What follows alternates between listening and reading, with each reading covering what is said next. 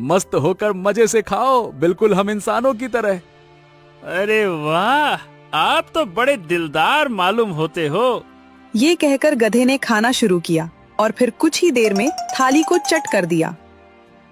अब समझ आया, अगर तुम इसी तरह रोजाना खाना खाना चाहते हो तो तुम मुझे भंडारे का पता करके बताया करो, और मैं उस भंडारे पर जाकर खुद भी भंडारा खाया करूंगा और तुमको भी खिलाया करूंगा। आहा, कैसी रही? वाह वाह वाह वाह, ये तो बहुत अच्छी तरकीब है। अब से हम दोनों मित्र हैं। अब दोनों के बीच गहरी दोस्ती हो गई। 7 दिनों तक भंडारा चलता रहा। रमेश ने पेट भर खाया और गधे को भी मन भर भंडारा खिलाया। भाई मित्र, 7 दिन तो पूरे हो गए। अब पता लगाओ कि अगला भंडारा किस जगह पर होने वाला है।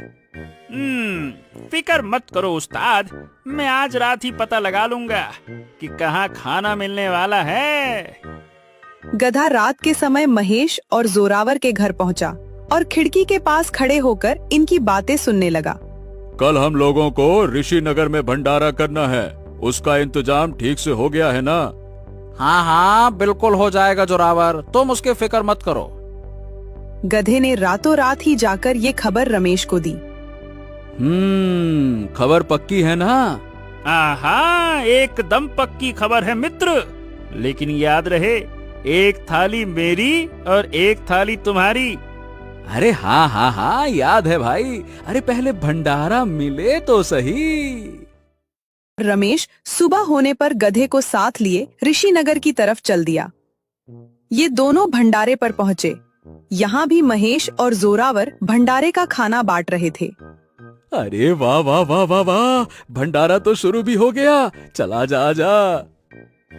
हाँ हाँ हाँ, जल्दी से मुझे भी एक थाली ला कर दे दो, पेट में गुड़गुड़ गुड़गुड़ हो रही है।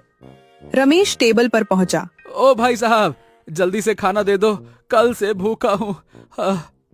ये सुनकर महेश और जोरावर में रमेश को ध्यान से देखा। फिर महेश ने उसे थाली बनाकर दे दी। रमेश साइड में जाकर खाना खाने लगा।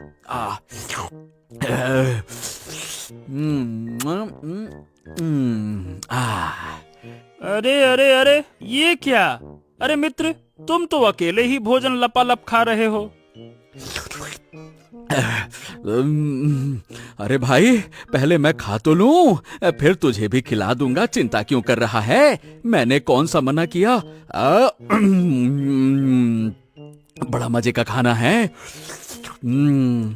रमेश ने तुरंत थाली चट कर डाला और फिर से टेबल पर पहुंचा। अरे भाई, जल्दी से एक थाली और दे दो। क्या है कि मैं कल से भूखा है, यही कहने वाला है ना? ये सुनकर रमेश एकदम चौंक पड़ा। पिछले 1 हफ्ते से तू रोज आता है और यही बात बोलकर खाना खाता है और खाता ही जाता है। ये खाना हम उन लोगों के लिए बनाते हैं जो सचमुच परेशान हैं, वो जो मुसीबत में हैं, तेरे जैसे भिखमंगों के लिए नहीं। अगर तू फिर भी हमारे पास आया ना तो प्रधान जी से शिकायत कर देंगे तेरी। इतना बोलकर जोरावर ने उसे थाली दे दी।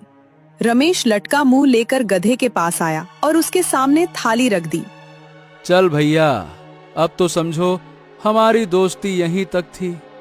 क्यों भाई, ऐसा क्यों बोल रहे हो? क्या हो गया?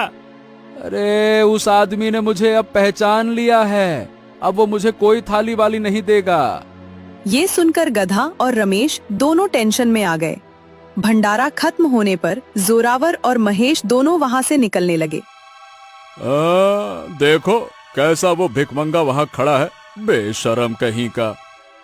बहुत खाना खिला लिया हमने इसको, अब देखना हम इसके घर की दावत खाएंगे। ये आदमी जो किसी भंडारे का खाना नहीं छोड़ता, ये हमें दावत खिलाएगा। हाँ हाँ, खिलाएगा, और मैं इसके घर की दावत आज ही खाऊंगा और तुम्हें भी खिलाऊंगा। तो तुम ही पड़ो बेकार की झंझट में, मैं तो चला भाई। ये कहकर वो जोरावर वहाँ से चल दिया, लेकिन महेश, रमेश और गधे की तरफ चल दिया। अरे अरे अरे अरे, ये मित्र, ये हमारी तरफ काहे आ रहा है? इसका चाल और ढाल देखकर तो ऐसा लग रहा है कि ये आपको कुत्ते की तरह मार मार कर यहाँ से भगाएगा। बहुत मार खाने वाले हो मित्र। अबे तेरी तो। लगता है तुमको भंडारे का खाना बहुत पसंद है ना? हाँ भाई, पसंद तो है, लेकिन अब हम इस खाने को खा नहीं पाएंगे। तुम्हारे बड़े भाई साहब ने मुझे पहचान लिया है और उन्होंने मुझे खाना देने से अब साफ साफ मना कर दिया है। अरे पहचान तो तुमको मैंने भी लिया है, तभी तो तुम्हारी मदद करने के लिए आया हूँ। हैं? मदद? कैसी कैसी मदद? मैं तुम्हारे बारे में बड़े भाई साहब से बात करूंगा। उसके बाद हम जहां भी भंडारा किया करेंगे, तुम जितनी चाहे उतनी थालियां हमसे ले जाया करना। मेरी सिफारिश के बाद बड़े भाई साहब तुमको नहीं मना करेंगे। तो फिर देर कैसी भाई साहब, जल्दी से बात कीजिए ना अपने भाई साहब से। मैं आपको बहुत दुआएं दूंगा, भगवान आपको खूब बड़ा बनाए। देखो भाई, हमें दुआओं की जरूरत नहीं है, हमें तो फिलहाल चाहिए एक बढ़िया सी दावत।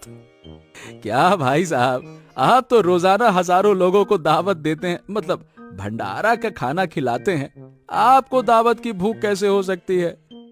अरे हाँ, खिलाते हैं, लेकिन देखा नहीं, जो खिलाते हैं वही खाते हैं। मुझे तो बस एक बार दावत पर चिकन बिरयानी खिला दो, उसके बाद देखना मैं साहब से तुम्हारी सिफारिश इस तरह से करूंगा कि हम जहां भी भंडारा करेंगे तुमको खुद ही बुला लिया करेंगे और खुद ही तुमको अपने हाथों से एक नहीं 10-10 बार थालियां दिया करेंगे। क्या 10-10 बार थाली? ये सुनकर गधा और रमेश दोनों की आंखें चमक उठी। हाँ ठीक है साहब, आप तो आज रात पर आइए, आप मधुपुर के चौराहे पर मुझे मिलना, मैं आपको लेने आ जाऊंगा। ऐसी दावत दूंगा आपका दिल खुश हो जाएगा। ये सुनकर महेश खुश होता हुआ वहाँ से चला गया। उस्ताद, ये ताव ताव में बोल तो आए हो, लेकिन पता है चिकन बिरयानी की दावत में कितना खर्चा होगा? उतना आप कर पाओगे? अरे एक बार तो खर्चा करना है, कर लेंगे, लेकिन उसके बाद तो पूरी जिंदगी मुफ्त का भंडारे का खाना भी तो खाने को मिलेगा ना, वो भी बिना किसी रोक टोक के। ये की ना आपने समझदारी की बात, वरना मैं तो आपको अपने ही तरह गधा समझ रहा था। अबे तेरी तो, ले फालतू की बात मत किया कर। रमेश अपने गांव वापस पहुंचा। शाम होने पर वो एक भोजनालय गया, वहाँ से चिकन बिरयानी खरीदी। अब देखना वो महेश किस तरह से उंगलियां चाटता रह जाएगा, उसके बाद वो किस तरह से हमारे जाल में फंसता है। उसके बाद रमेश गधे के साथ चौराहे पर पहुंचा। कहाँ रह गया? कहीं ऐसा तो नहीं कि इसने इरादा बदल दिया हो? कोई बात नहीं उस्ताद, वो नहीं आया तो हमारी दावत तो हो ही जाएगी ना। अरे शुभ शुभ बोल रहे तू एक गधा होकर चिकन बिरयानी खाएगा? अपनी औकात में रहकर बात किया कर। तभी उनको सामने से महेश आता हुआ नजर आया। अरे वो देखो, वो आ गए महेश भाई।